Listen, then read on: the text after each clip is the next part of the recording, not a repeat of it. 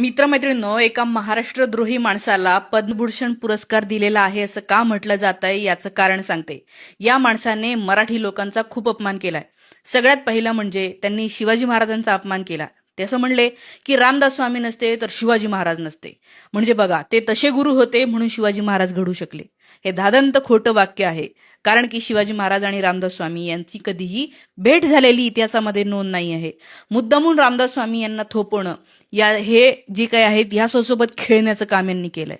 दुसरा अपमान महात्मा फुले आणि सावित्रीबाई फुले यांचा.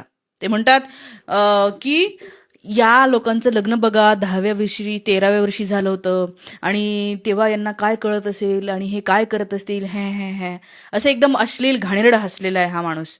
इतके मोठे क्रांतिकारक आपले समाजसुधारक महात्मा फुले आणि या दोघांच्या आयुष्याबद्दल इतकं घाणेरडं वक्तव्य करून त्यांनी अपमान केला. तिसरं वक्तव्य त्यांचं म्हणजे ते म्हणले की शिवाजी महाराज हे आता जुने आदर्श झाले. म्हणजे आता त्यांचं काय तुम्ही सतत वाचत बसता, सतत नावं घेता, असं थोडक्यात त्यांना म्हणायचं होतं की आता त्यांचा आदर्श वगैरे घेणं बंद करून टाका. तिसरं त्यांचं वाक्य म्हणजे ते 2022 साली असं म्हटले होते की जर गुजराती आणि मारवाडी लोकांना मुंबईतून काढून टाकलं तर मुंबईमध्ये काहीच राहणार नाही. थोडक्यात मराठी लोकांचं त्यांनी डायरेक्ट अपमान केलेला आहे.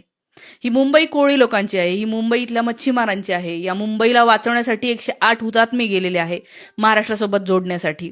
या मुंबईवर जसं काही मराठी लोकांचं काही हेच नाही आहे असं जे वक्तव्य केलं, हे 3-4 वक्तव्य शिवाय महाराष्ट्रातली सगळ्यात मोठी पक्षफुटी 2 पक्ष इतक्या अप्रामाणिक पद्धतीने फोडले गेले, तेव्हा शपथा देणारे हेच होते आपले राज्यपाल. आणि म्हणून म्हणलं जात आहे की महाराष्ट्राचा अपमान करणाऱ्या मराठी लोकांचा पदोपदी अपमान मुद्दामून केला. यांना जर का असा पद्म वगैरे पुरस्कार देत असेल तर समजून घ्या की यांना कशा लोकांना पुढे न्यायचं आहे.